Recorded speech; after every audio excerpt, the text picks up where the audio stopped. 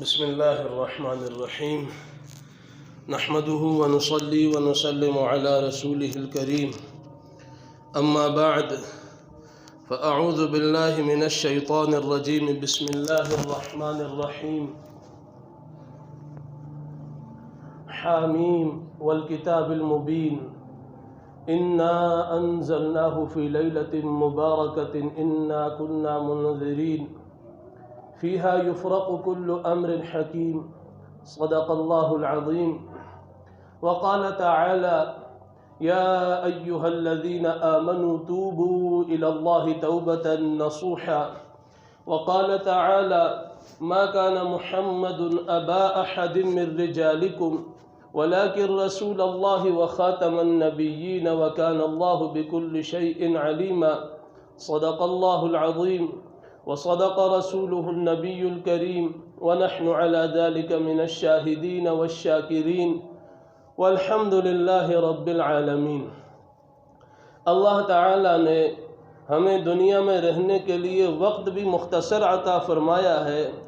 اس مختصر وقت کے لیے بہترین اسلوب زندگی اللہ نے دیا ہوا ہے، اور اللہ جل شانہ نے اپنے محبوب نبی حضور نبی کریم صلی اللہ علیہ وسلم کی وساطت سے، آپ کے ذریعے سے امت کو زندگی کے ہر شعبے کے طور اور طریقے سکھائے ہیں، تاکہ امت اچھی زندگی گزار کے اللہ کے پاس حاضر ہو سکے۔ اور اللہ جل شانہ نے یوں تو ہر دن، ہر رات، ہر ساعت، ہر گھنٹہ، ہر لمحہ اپنے بندوں کی مغفرت اللہ کرتے ہی رہتے ہیں۔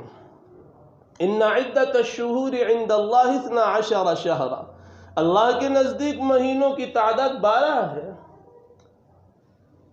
اور اللہ ہر آن ہر لمحے اپنے بندے کی توبہ کی انتظار میں رہتے ہیں کہ کب کس لمحے میرا بندہ میرے در پہ آئے، اپنی مغفرت کروا لے۔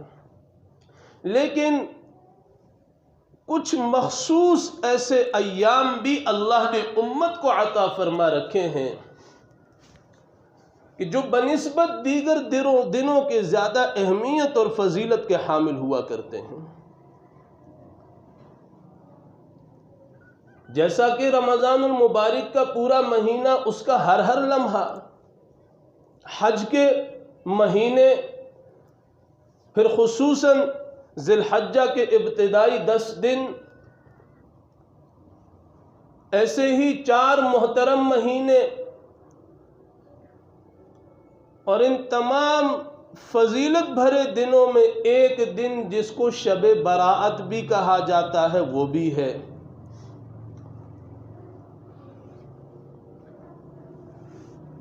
اس کو عربی میں کہا جاتا ہے لیلۃ نصف من شعبان، شعبان کے آدھے کی رات، یعنی جب 15 دن یا 15ویں رات جو ہوتی ہے وہ مراد لیا جاتا ہے اس سے۔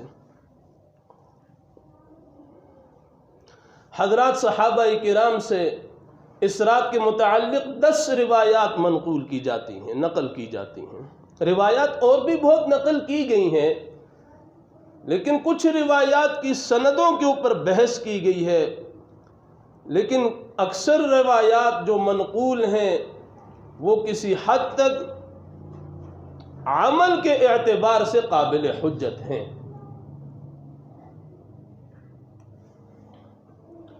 انا انزلناہ فی لیلۃ مبارکۃ انا کنا منذرین،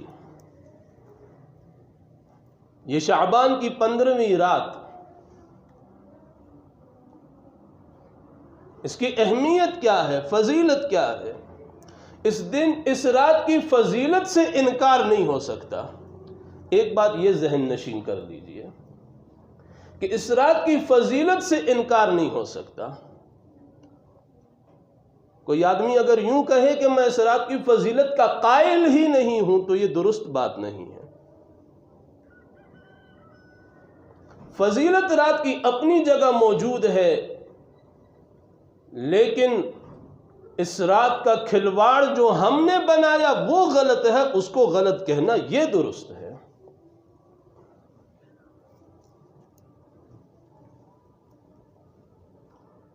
حضور نبی کریم صلی اللہ علیہ وسلم کے اعمال، اچھا کسی بھی بندے کی گھر کی زندگی جو ہوتی ہے، چار دیواری کے اندر کی زندگی جو ہوتی ہے، وہ اس بندے کی اہلیہ سے زیادہ بہتر کوئی نہیں بتا سکتا کہ جو میری گھر کی زندگی ہے وہ میری اہلیہ آپ کو بہتر بتائے گی بنسبت کسی اور کے۔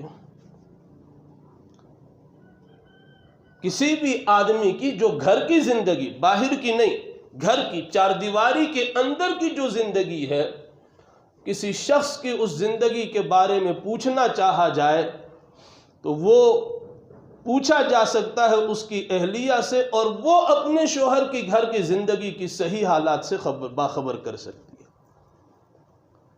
اما عائشہ صدیقہ رضی اللہ تعالی عنہا حضور علیہ السلام کی گھر کی زندگی بتائیں گی۔ گھر والے گھر کی زندگی بہتر جانتے ہیں بنسبت باہر والوں کے۔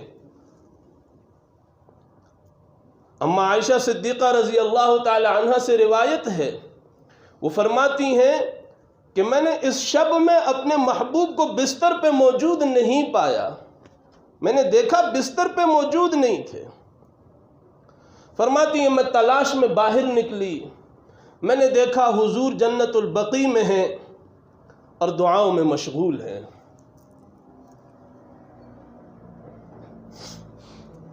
سیکھنا کیا ہے؟ جو بتانے کا مقصود ہے وہ یہ، 15 شعبان کی رات ہمارے ہاں اس کو شب برات کہا جاتا ہے۔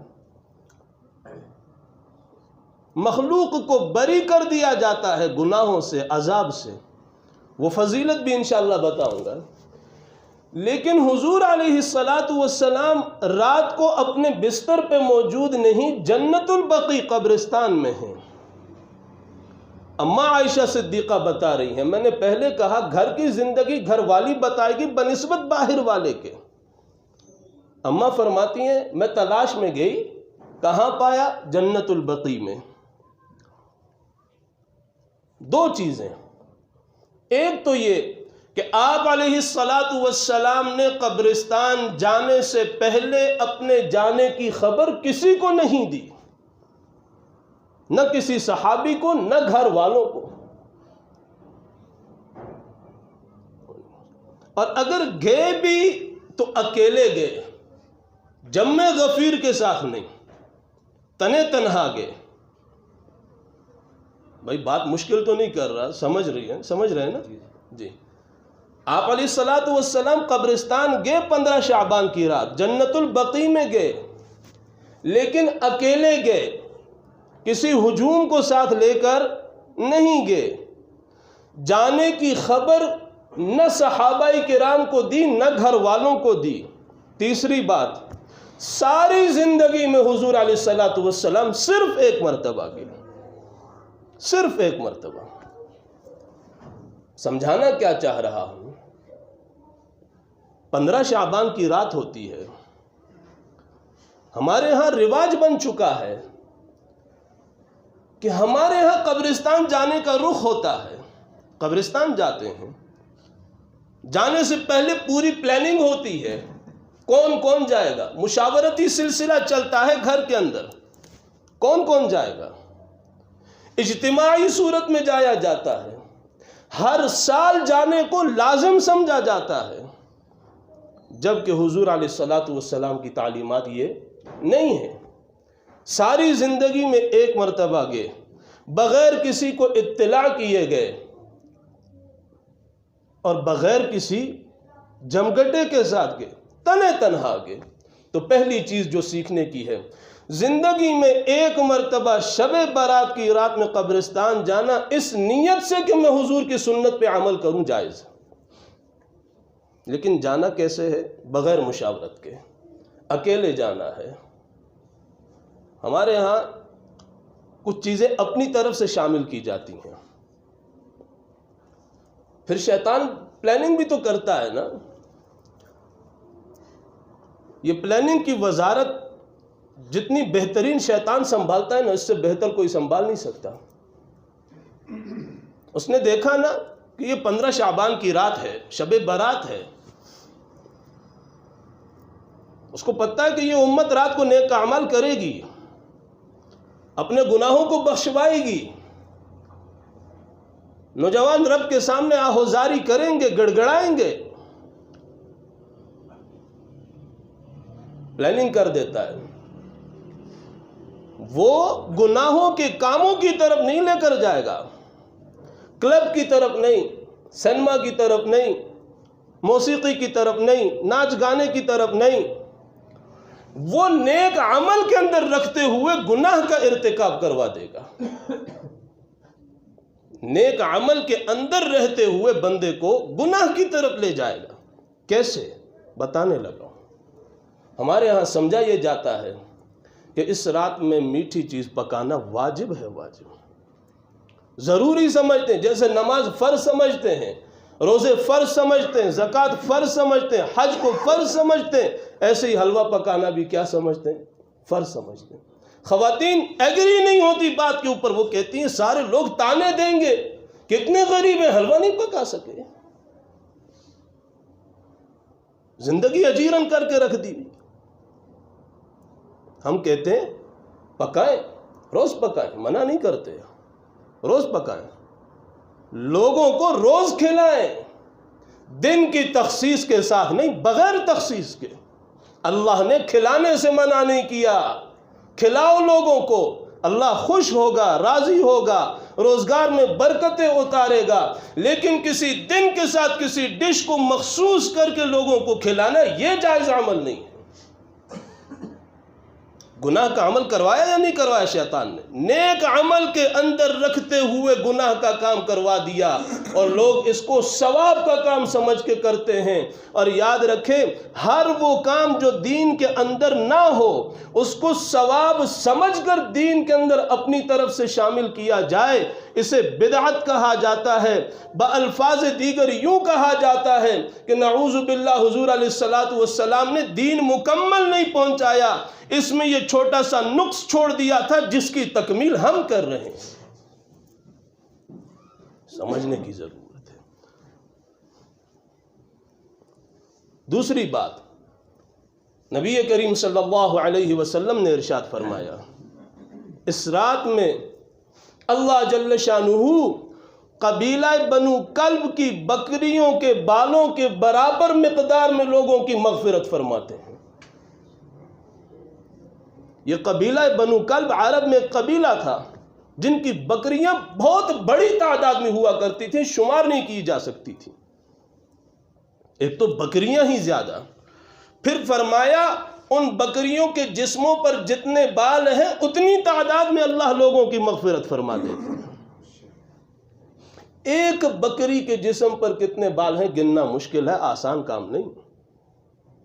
تو قبیلہ بنو کلب کی تمام بکریوں کے جسموں پر جتنے بال ہیں اتنے لوگوں کی اللہ 15 شعبان کی رات میں بخشش اور مغفرت فرماتے ہیں۔ بخشش کروانی ہے۔ ایک روایت میں آتا ہے اللہ جل شانہ اس شام آسمان دنیا پر تشریف لاتے ہیں، آواز لگوانے والے سے آواز لگوائی جاتی ہے۔ جیسے آپ منڈی جائیں تو منڈی میں صبح صبح کیلے والا الگ سے پکار رہا ہوتا ہے، ہر فروٹ والا الگ الگ سے ندائیں لگ رہی ہوتی ہے، ریٹ لگ رہا ہوتا ہے۔ 15 شعبان کی شام اللہ جل شانہ آسمان دنیا پر تشریف لاتے ہیں، آواز لگوانے والے سے آواز لگواتے ہیں، حل من مستغفر، ہے کوئی بخشش کا طلبگار؟ اپنے آپ کو بخشوانے والا کوئی ہے کہ میں اس کی بخشش کروں؟ ہے کوئی بیمار کہ جو اپنی بیماری کو صحت میں بدلوانا چاہتا ہو؟ میرے سامنے آئے، دستے بازو اٹھائے، مجھ سے مانگے، میں اس کی بیماری کو صحت میں تبدیل کر دوں۔ ہے کوئی رزق کی وجہ سے در در کی ٹھوکریں کھانے والا پریشان، آئے میرے سامنے، مانگے مجھ سے رزق، میں اسے رزق عطا کروں۔ اونچے وقت ہیں یہ، بہت بعض گھڑیاں بعض دنوں کے بنسبت بہت زیادہ اہمیت کے حامل ہوتی ہیں۔ تیسری بات، حضرت سیدنا علی رضی اللہ تعالی عنہ سے روایت ہے، آپ فرماتے ہیں اس رات کے بعد اگلے دن کا روزہ رکھنا مستحب عمل ہے، مستحب عمل ہے۔ سنت اور مستحب میں فرق ہے، میں مسنون عمل نہیں کہہ رہا، مستحب عمل کہہ رہا ہوں۔ رکھیں تو ثواب، نہ رکھیں تو پکڑ نہیں، رکھیں تو ثواب، نہ رکھیں تو گناہ نہیں، مستحب عمل ہے۔ دوسری بات یہ ہے، یہ جو شعبان کا مہینہ ہوتا تھا، اماں عائشہ صدیقہ رضی اللہ تعالی عنہ فرماتی ہیں حضور سارا مہینہ روزے سے ہوتے تھے، اپنی کمر کس لیا کرتے تھے، ایزار کس لیا کرتے تھے، ہر وقت اللہ کی طرف متوجہ رہتے تھے، اس لیے کہ یہ رمضان کی تمہید ہوا کرتی تھی کہ آگے رمضان آنے والا ہے، یہاں سے رمضان کی تیاری شروع ہوا کرتی تھی۔ ہمارے ہاں تو رمضان جب آ رہا ہو نا، بڑا ڈراؤنا سا محسوس ہو رہا ہوتا ہے، یار روزے آ رہے ہیں، روزے، ایسا لگ رہا ہے کہ ایسے انداز میں اس کو بیان کیا جاتا ہے جیسے کوئی چیز ابھی آئے گی اور اچک لے گی، کھا لے گی۔ جب گزر جاتا ہے نا، پھر وہ گھڑیاں بڑی یاد آتی ہیں۔ دوسری جو میں نے ایک اور آیت پڑھی وہ ہے ما کان محمد ابا احد من رجالکم۔ میں اس آیت کی نہ زیادہ تشریح کرنے کے موڈ میں ہوں اور نہ زیادہ اس چیز کے اوپر بات کرنے کے حق میں ہوں، صرف ایک چیز آپ حضرات کے گوش گزار کرنا چاہتا ہوں۔ ختم نبوت، ختم نبوت کیا یہ ہمارا اجتماعی عقیدہ ہے یا کسی فرد واحد کا عقیدہ ہے؟ ختم نبوت کیا ہم سب کا مسئلہ ہے یا صرف مخصوص طبقے کا مسئلہ ہے؟ سب کا ہے، ہر مسلمان کا ہے۔ اس کے بغیر تو ایمان کی تکمیل نہیں ہے، اس کے بغیر حضور کو جو آخری نبی نہ مانے اس کا ایمان کامل نہیں، وہ مسلمان نہیں۔ تو بھائی جب پھر کوئی ایسی حرکت ملک کے اندر سرزد ہو تو مجھے سمجھ نہیں آتی ہمیں یہ کہنے کی کیوں ضرورت پڑتی ہے کہ یار مسلمان باہر نکلیں اور اس مسئلے کو ڈیفینڈ کریں۔ علماء کو کیوں ضرورت پیش آتی ہے؟ لوگ کیوں کہتے ہیں بھائی مولانا کدھر گئے، علماء کدھر گئے؟ کیا یہ علماء کا مسئلہ ہے، آپ کے ایمان کا مسئلہ نہیں؟ ہر آدمی کے ایمان کا مسئلہ ہے۔ جب بھی میں صرف اتنی بات کروں گا، آخری بات، اللہ جل شانہ نے حضور نبی کریم صلی اللہ علیہ وسلم کو نبی بنا کر دنیا میں بھیجا۔